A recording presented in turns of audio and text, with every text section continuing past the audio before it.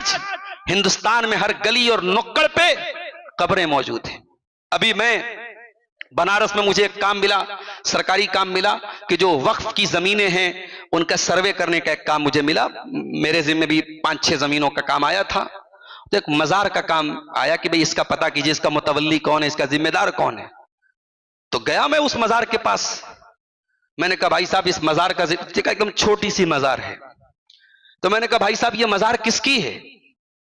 तो वो जो बाबा थे, बाबा सलीम शाह, बनारस की बात कर रहा हूं, तो बाबा सलीम शाह के नाम से वहां 3-4 मजार था, छोटा बड़ा हर साइज का 3-4। मैंने कहा भैया एक ही आदमी के 4-4 मजार कैसे है?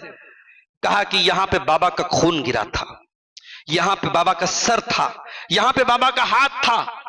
आप गौर कीजिए मुसलमान जिहालत में किस हद तक गिरा है कि आज किसी बाबा और किसी वली और किसी पीर का जहां खून गिरा है वहां पे वो जाके चादर चढ़ा रहा है और वहां पे जाके मन्नतें मान रहा है।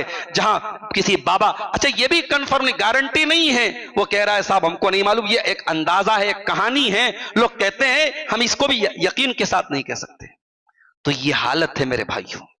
कुत्ते बिल्ली और घोड़े का मजार आपके भारत में मौजूद है। हमारे बनारस में दरिया के किनारे पागल बाबा जिंदगी भर पागल थे, भिखारी थे, भीख मांगते थे, लोग पत्थर मारते थे, मर गए तो पागल बाबा का मजार बन गया। बनारस में आज भी मौजूद है। ये आज मुसलमानों का हाल है।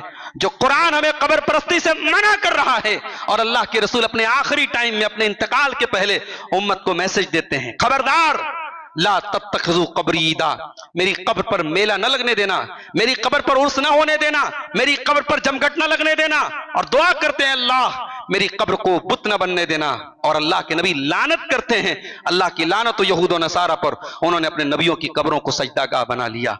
मेरे प्यारे साथियों, असहाबे कहफ के मरने के बाद उनकी कब्र पर एक मस्जिद बनाने की बात आई और शानदार मस्जिद बनाने की बात आई, तो फिर फौरन दूसरे नेक बंदों ने, दूसरे नेक लोगों ने उसकी तरदीद की कि नहीं, कब्र के ऊपर मस्जिद बनाना ये इस्लाम में जायज नहीं है और ना ही कब्र को शानदार तरीके से तामीर करना इसकी इस्लाम में गुंजाइश है।